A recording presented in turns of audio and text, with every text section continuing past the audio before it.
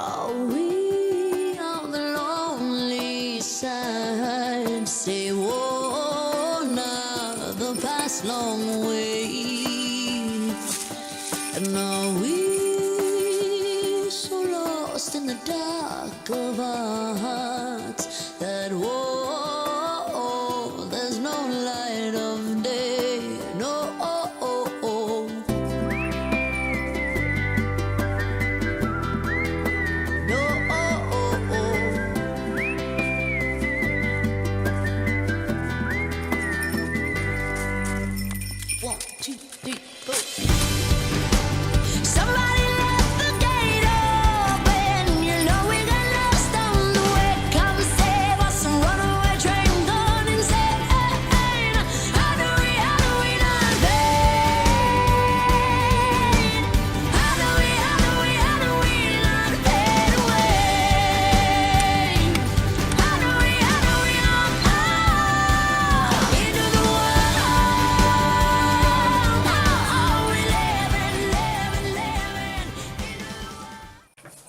Bonjour à toutes, bonjour à tous.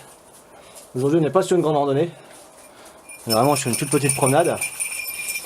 Je vous amène à un endroit que j'aime beaucoup, un endroit assez connu sur le massif, c'est-à-dire la Chaume des Champis. Alors ce sera l'occasion de vous parler de plusieurs choses. Alors pour commencer, je souhaitais dire merci à ceux et celles d'entre vous qui ont lu le petit texte Gravir la montagne et qui apparemment en ont été touchés. Et qui ont eu la gentillesse donc, de me témoigner leur émotion suite à ce texte. Je pensais faire plaisir, mais je pensais pas spécialement faire autant plaisir. Donc en tout cas, je l'ai écrit comme je l'ai senti. Ah, donc je remercie tout le monde, hein, tous ceux qui, d'une façon ou d'une autre, m'ont envoyé un petit message, me l'ont dit directement, me l'ont dit sur les réseaux sociaux. Mais je remercie aussi particulièrement donc, Thomas de l'Éco-Décime qui l'a partagé sur sa page Facebook. Et puis Jacob donc, qui a mentionné cette petite vidéo photo-texte dans sa vidéo sur le résultat de son concours 10 000 abonnés. Voilà. Je n'étais pas spécialement concurrent, j'étais de toute façon hors sujet, mais il a quand même eu la gentillesse de citer cette vidéo, donc je te remercie Jacob. Ça m'a fait plaisir que ça vous fasse plaisir, parce que on a quand même souvent l'impression de vivre entouré de mollusques avec un cuit de poule, et puis là finalement non, je me rends compte que je suis entouré de personnes qui aiment lire et que des mots aussi simples soient-ils peuvent les toucher. Alors en plus c'est les miens, les mots, ça me fait quelque chose, donc merci encore. Voilà, ça c'est dit. Pour la suite, là donc je me suis arrêté, vous avez vu, un petit abri qui s'appelle l'abri du sentier d'Ilène. Alors il n'y a pas de quoi se taper le cul par terre, hein, mais en tout cas il y a de quoi manger à l'ombre ou à l'abri de la pluie. Et puis surtout on a vu sur le sommet en face, c'est le Honeck, hein, le plus haut sommet vosgien. Donc je parle des Vosges administratives, parce que le plus haut sommet vosgien c'est le Grand Ballon, mais il est sur la région Alsace. Mais sur le département Vosges, vous avez en face de vous donc le plus haut sommet vosgien, c'est-à-dire le Honeck. Je vais développer ça un peu plus haut donc quand on arrivera sur la Chaume. On va reprendre le chemin.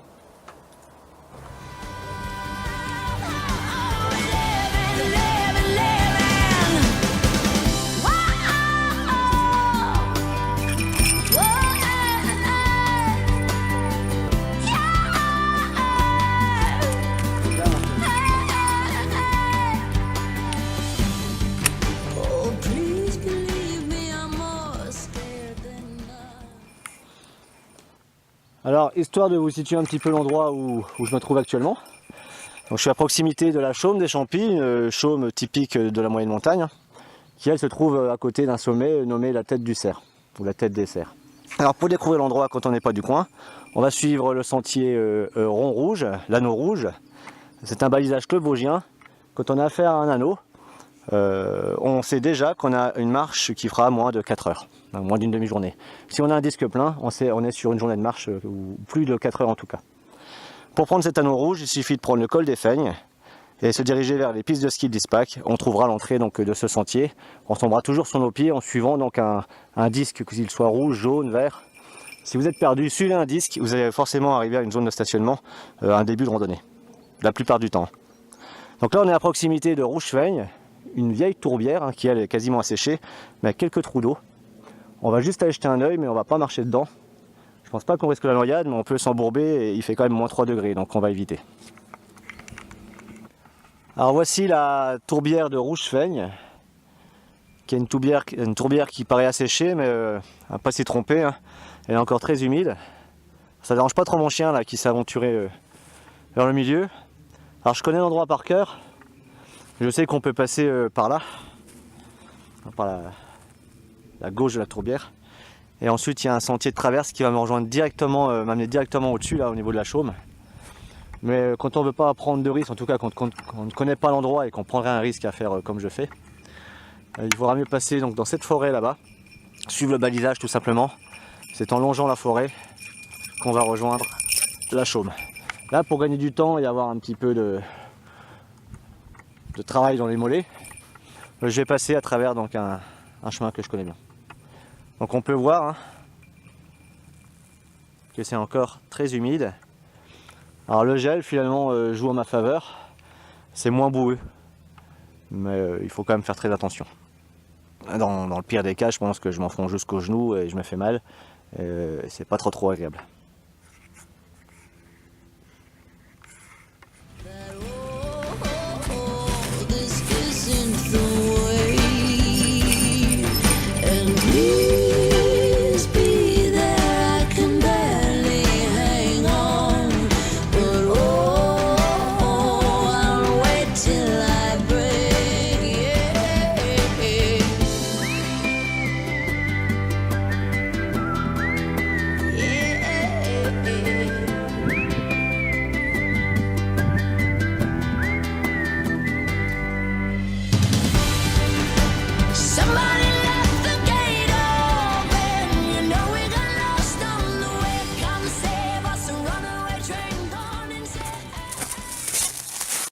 On arrive sur la chaume, on peut voir qu'elle est aménagée pour le ski, on est sur un domaine skiable. Alors là il n'y a pas de neige, c'est bien dommage, ça en ajouterait au charme. Il fait quand même froid, la preuve en est c'est que plus qu'il gèle, hein, je le disais tout à l'heure, et mon trépied étant de qualité plus que moyenne, hein, le plastique du trépied, enfin les éléments plastiques du trépied ont vu leur structure changer par le gel et j'ai une patte qui a cassé. Donc mon trépied c'est un bipied. Ce qui explique que là je suis obligé de tenir l'appareil. Du coup je vais filmer en marchant même si ça tangue un peu. J'ai pas de chance. J'ai racheté une deuxième batterie pour pouvoir avoir plus d'autonomie. J'ai pris ça avec moi aujourd'hui en disant froid ou pas froid, je serai pas en panne d'énergie. Et puis finalement, j'ai quand même un souci technique. Bon, c'est pas grave, le paysage est là. Donc nous sommes sur la chaume des Champis. Alors le point le plus haut de la chaume, de mémoire, vérifiez hein, parce que j'ai pas la carte sous les yeux. Je viens ici sans carte la plupart du temps. Là j'en ai une mais pas à portée de la main. Donc cette chaume elle doit être à 1204 mètres à son point le plus haut. Elle offre une belle vue sur la vallée de Vologne qu'on va aller voir tout de suite. Et puis surtout cette chaume c'est un endroit très connu des randonneurs, des skieurs, des VTTistes. Parce qu'elle propose un beau chalet, un abri. On le voit peut-être pas d'ici encore. Hein. En tout cas moi je le vois. Et je vois qu'il y a de la fumée.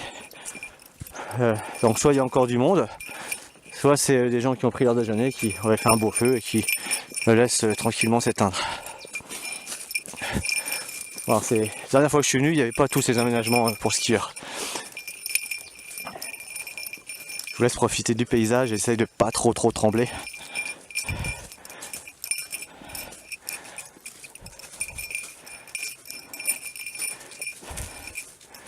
Ah, c'est tout à l'heure, je vais casser la croûte, je vais boire une bière, je tremblerai moins après. Alors on n'est pas sur une réserve naturelle, c'est ça qui est super. Donc je vais détacher le chien pour qu'il se fasse plaisir, mais pas tout de suite. Je vais vérifier qu'on n'a pas des chamois de l'autre côté, face au Honeck. Parce que si jamais il voit un chamois prendre la fuite devant lui, il est assez con pour se jeter dans le vide. Allez, je vous reprends quand on est au-dessus de la vallée de Vologne. On est arrivé au point de vue sur la chaume des Champis. Donc là on a vu sur la vallée de Vologne. Alors on voit de la neige, mais c'est de la neige de culture essentiellement, hein, donc produit par des canons et déposé par des camions. Alors un petit point topo, on retrouve voilà, sur ce sommet là, c'est le Honeck. À l'œil nu on voit l'auberge, donc on ne peut pas se tromper avec le Honeck, il y a toujours la toiture de l'auberge qui se découpe bien dans le paysage. Donc on va aller vers l'est. Alors pareil, là je le vois à l'œil nu. On voit le balisage du domaine skiable, c'est le Kastelberg. Et si on continue, donc Kastelberg, là, je remonte. Là-bas.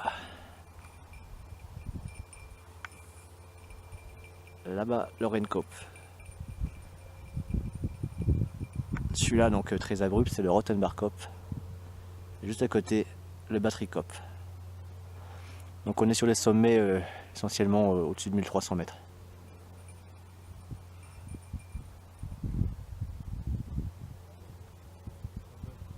Allez, on va aller faire un petit tour dans le refuge des Champis, se réchauffer un petit coup. Je me dirige vers le refuge. Alors tout à l'heure je parlais doucement en vous décrivant les sommets, parce que j'avais des gens à côté de moi qui profitaient du paysage. Je vais pas trop les déranger à faire le zinzin, à parler tout seul dans mon appareil photo. Puis je crois que j'ai fait peur à une petite famille avec ma dégaine. Voilà. Papa, maman, le fils et la fille, donc des ados qui, pour la jeune fille en tout cas, semblait effrayée par ma tenue, c'est-à-dire le kilt, avec la couverture à travers le dos, et qui a murmuré à ses parents « j'ai peur ». Alors pour information, elle était en jean, et si ça peut lui paraître saugrenu de me voir en kilt avec des grandes chaussettes en laine jusqu'en dessous des genoux, elle n'a pas conscience que j'ai nettement plus chaud qu'elle, qui elle portait donc un jean serré aux chevilles et aux cuisses, donc par température négative, avec du vent ou même de la pluie, hein, c'est atroce de marcher avec un jean, donc je le conseille franchement pas pour la randonnée. Donc c'était l'occasion d'en parler dans cette vidéo. Enfin, tout en parlant, hein, on s'approche du fameux refuge des Champis. Alors les week-ends c'est blindé, hein. Alors en théorie on peut pas y dormir, mais il y a une tolérance. Mais en tout cas les dimanches midi c'est blindé. Alors la particularité de cette chaume, on va refaire un petit tour dessus. Bon, c'est qu'elle est belle déjà, hein. Elle est grande, c'est une des plus grandes. Hein. Et puis c'est un secteur de brame. Donc septembre, octobre, en période de brame, on voit beaucoup de gens venir passer la soirée, la nuit ici. Alors autant je ne suis pas toujours prompt à encourager l'utilisation à grosse dose de ce genre de refuge, autant pendant le brame, il faut savoir que quand vous venez observer les cerfs dans toute discrétion et avec du respect de l'environnement, eh bien vous cassez bien les burnes aux braconniers. Donc je peux que vous encourager à casser les burnes aux braconniers et venir donc profiter du brame. Donc je vois qu'il y a du monde. Je vais couper l'appareil photo, je vous parlerai du refuge après. Voilà, donc on est au chalet des Champis, chalet bien connu, donc on voit le rectangle vert. Le rectangle vert c'est le GR 533. Balisage vosgien GR 533. Donc là on sait qu'on est dans les Vosges, parce que le GR 533 a la particularité donc, de ne passer que sur le département vosgien. On a un petit coup d'œil à l'intérieur, sans plus. On a une cheminée. Là, on a deux jeunes qui se sont installés pour la nuit, de façon pas idiote, hein, avec l'ouverture latente en face du feu. Et au-dessus, donc on voit pas, il fait déjà trop sombre. On a un grenier, mais on y dort qu'en été. En hiver, la chaleur ne monte pas. Voilà, on va quitter le chalet où j'ai pu me restaurer. Je vais rentrer à la frontale. Donc pas sûr que je puisse prendre encore beaucoup d'images. Bon, le froid tombe de plus en plus.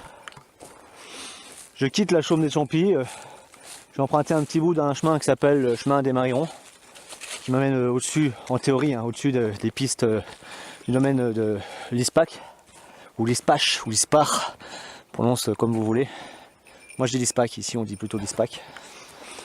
Donc j'ai pas fait une grosse présentation du refuge des Champis. Alors à savoir que le Champi, derrière le chalet des Champis, vous avez une petite fontaine qui coule les 3/4 de l'année. Donc là c'est le cas aujourd'hui, elle coule. Enfin, en partant très sec, elle a tendance à pas couler.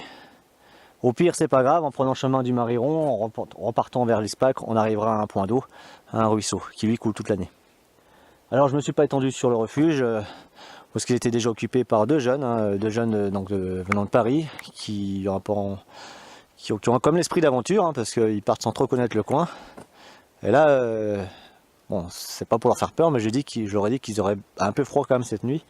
Le chalet des Champis, ce n'est pas le refuge le plus chaud du massif, tout simplement parce que il propose une cheminée avec un feu à l'âtre. Le feu à l'âtre, ça demande quand même beaucoup de bois. Actuellement, il ne tire pas trop bien en plus, la cheminée tire pas trop bien, elle n'a pas dû être abonnée. Donc c'est galère pour faire tenir le feu.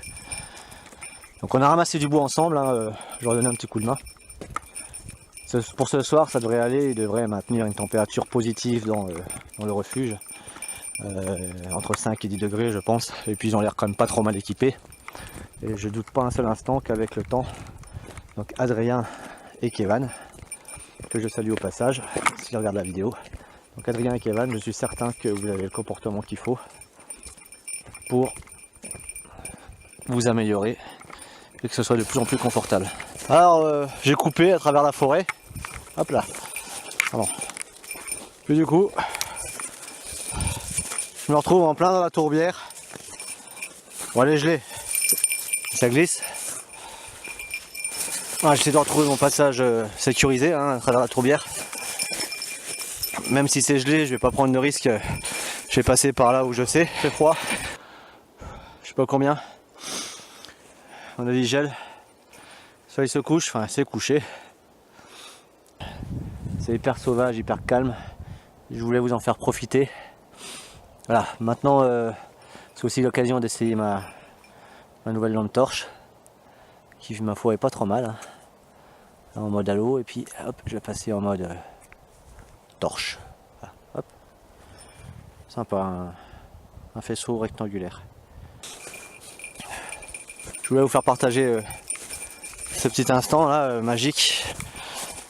La tourbière, la forêt, la nuit et le froid. J'espère que ça vous donne un peu de frisson. Voilà, cette fois je vais me concentrer sur mon chemin histoire de ne pas me casser la figure. Le sentier d'Ilène au retour va être un petit peu accidenté, donc je dois faire très attention où je mets les pieds, par exemple. Ouais, c'est archi gelé. Et j'ai toujours pas froid en kilt. Allez, merci, c'est la fin de cette vidéo. Merci d'avoir regardé, à une prochaine.